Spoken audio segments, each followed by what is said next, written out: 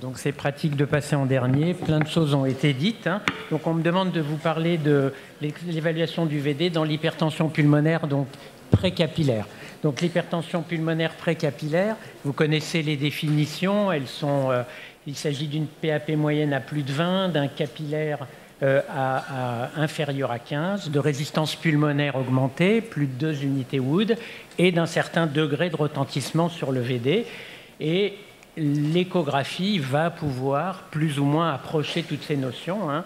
N'en déplaise, on a quand même un outil qui nous permet de mesurer les pressions pulmonaires la plupart du temps et au moins de dire s'il y a ou non suspicion d'hypertension pulmonaire.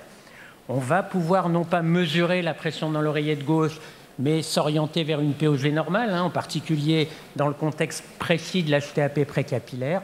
Quand vous avez petit E grand A, quand vous avez un rapport au surreprime qui est très rassurant, quand vous avez une oreillette gauche qui est peu dilatée, vous avez déjà des arguments forts pour penser que la POG est normale. On va pouvoir approcher, excusez-moi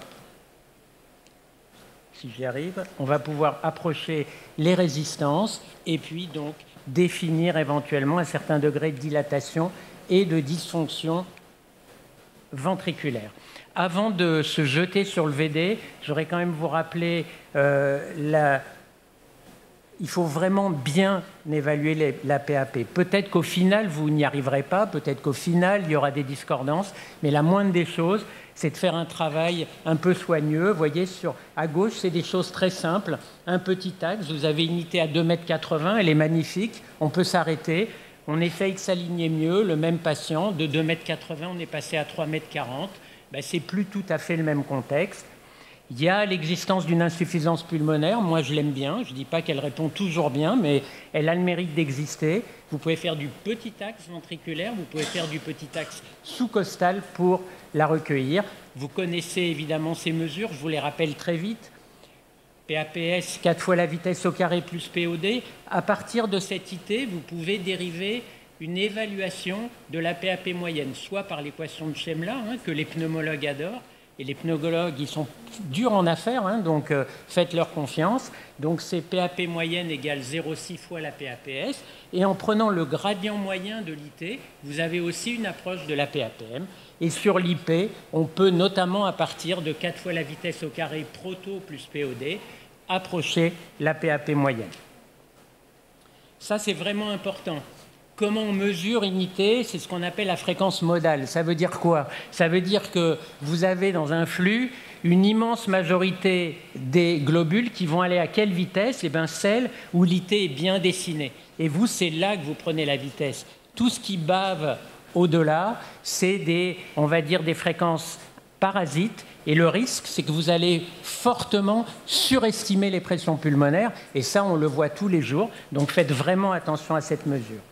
Et puis, mes collègues d'avant, ils ne vous ont pas menti, ils vous ont dit « voilà, il y a des cas où on a une IT qui est toujours de basse vitesse ». C'est le cas de l'IT laminaire, dont on a parlé longuement. Néanmoins, regardez cet exemple. Effectivement, l'IT laminaire, elle va à 2 mètres par seconde. Vous faites l'IP chez le même patient et vous avez quand même la réponse, dans ce cas, on ne l'a pas toujours, d'une HTAP qui est vraiment sévère. Pourquoi l'IT laminaire pose problème? Pour 2 raisons. Bernoulli simplifié n'est pas du tout adapté à la mesure et la POD peut parfois monter à 25-30 mm de mercure et on n'est pas toujours très bon pour l'évaluer. Donc vous avez ce papier de recommandation qui est sorti très récemment sur le VD. J'aime beaucoup ce tableau parce qu'il est extrêmement informatif pour vous dire attention aux causes d'erreur de mesures de PAP, notamment sur l'IT. Vous en avez beaucoup. Hein, prendre après une diastole longue, tout bêtement, vous allez nettement majorer. Méconnaître une sténose pulmonaire, auquel cas, évidemment, c'est la pression intra-VD, ce n'est pas la PAP. Et puis, l'IT laminaire dans l'autre sens, pour la sous-estimation. Un petit mot spécifique sur la dysfonction VD. Quand vous avez une dysfonction VD d'un insuffisant cardiaque, ben la PAP peut vous paraître rassurante, mais elle est basse parce que s'il n'y a pas de débit, ben il n'y a pas de pression. Donc faites attention à cette sous-estimation. Et bien évidemment, le mauvais spectre d'IT. On a parlé toute la matinée, toute l'après-midi d'IT très sévères, mais il y a aussi dans les HTAP, notamment précap, des IT qui sont minimes et qui sont très énergétiques, très durs à sortir. Et là, si vous ne faites pas attention, vous allez faire n'importe quoi. Alors on a dit les résistances pulmonaires, il y a en gros 3 façons en écho, pas compliqué, hein.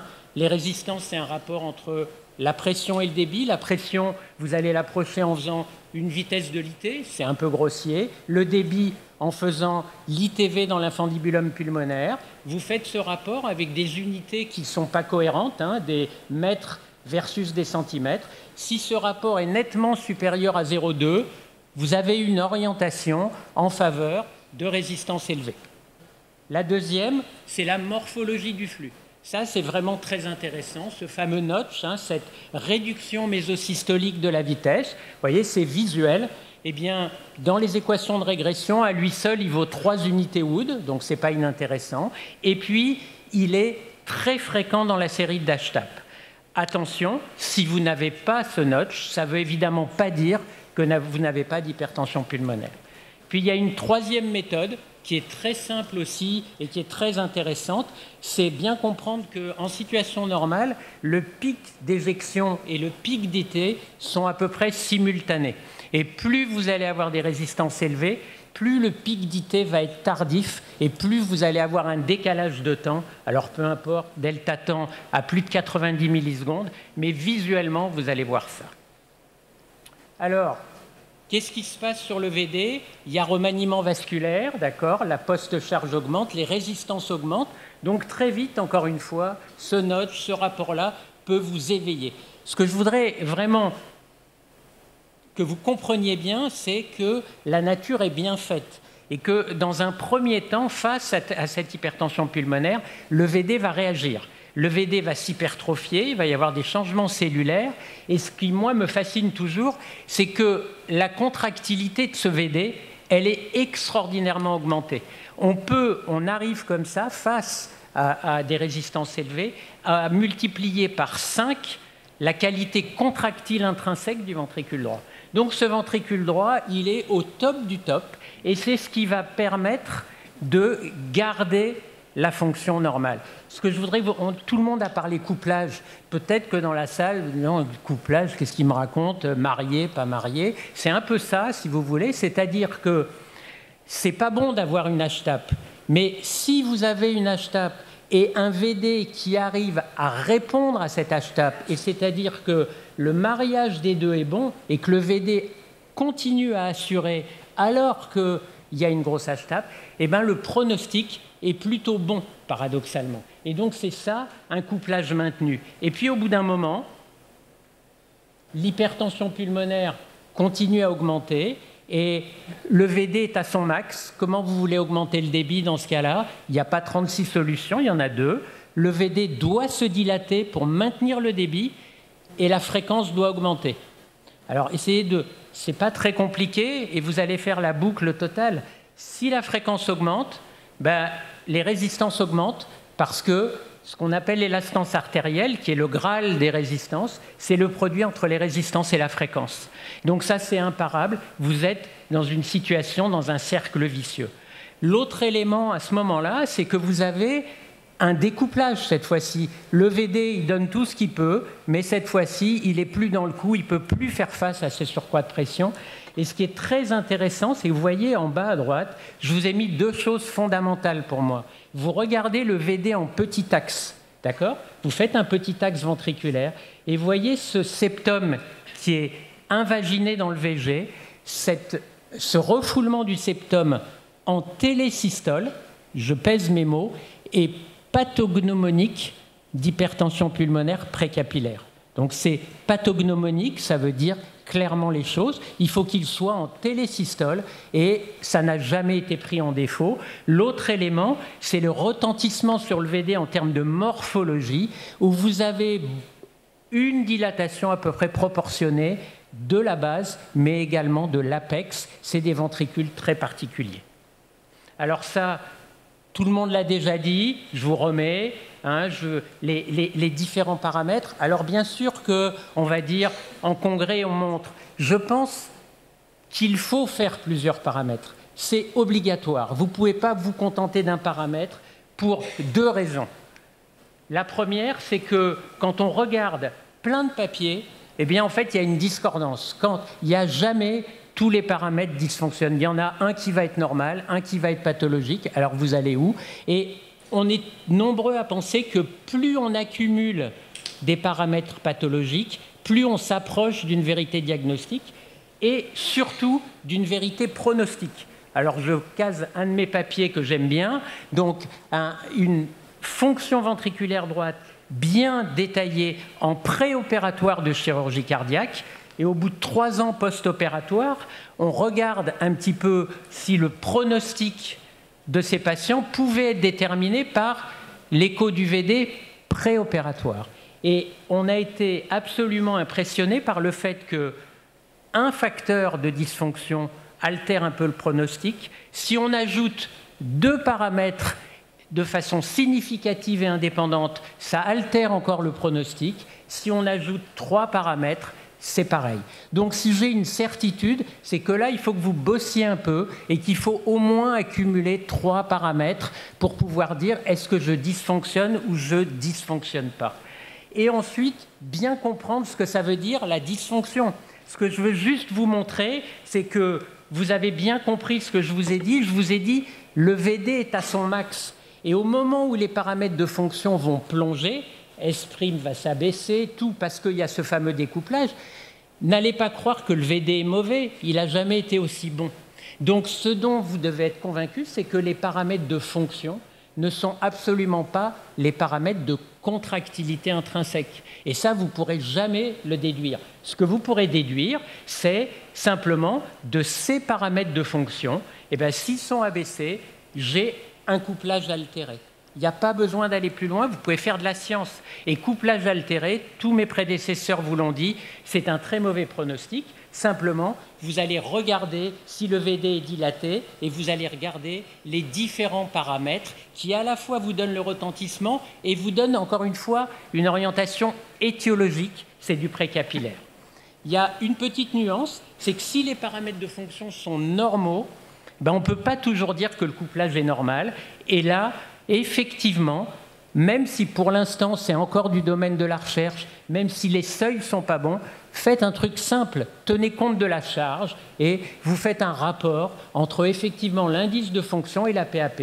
Je vous donne 2 exemples ridiculement simples. Vous voyez, je suis quand même beau joueur, je vous mets du strain VD et je vous dis que chez ce patient, eh ben, ok, on a un strain à -21, a priori normal, on mesure la PAPS à 46, vous faites un rapport entre les deux, vous avez compris l'idée, j'interprète mon indice de fonction en fonction des pressions, tout ça est considéré dans la norme, vous avez un couplage normal et quel que soit le niveau de PAP, vous êtes dans une stratosphère beaucoup plus gentille et rassurante pour votre patient.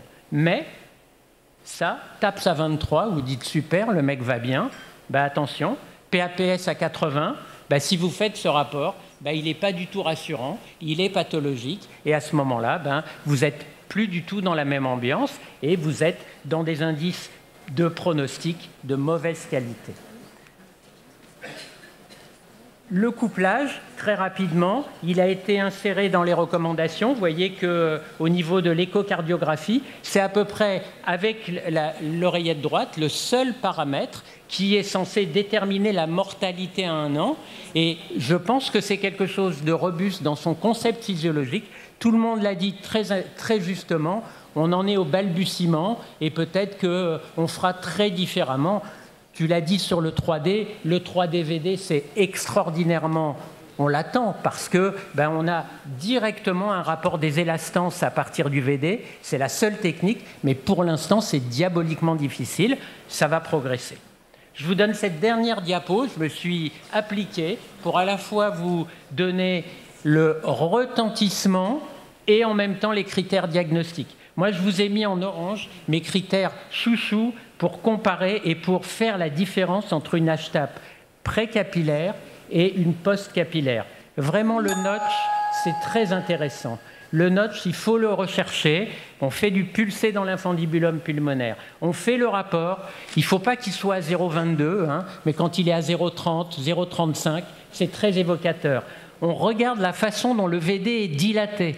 Vous mesurez le diamètre de la base et vous mesurez le diamètre apical. Il faut qu'il soit assez proche. Ça aussi, c'est une orientation précapillaire. Vous regardez ce septum, je vous le redis, télésystolique, c'est magique. Jusqu'à présent, je n'ai jamais été pris en défaut, je ne suis pas prétentieux, c'est tous les patients que nous suivons à un grand nombre. Et puis, on regarde aussi le septum interauriculaire. Quand le septum interauriculaire bombe en permanence de la droite à la gauche, c'est également un très bon signe d'HTAP précapillaire. Et bien sûr, il faut que la POG soit normale.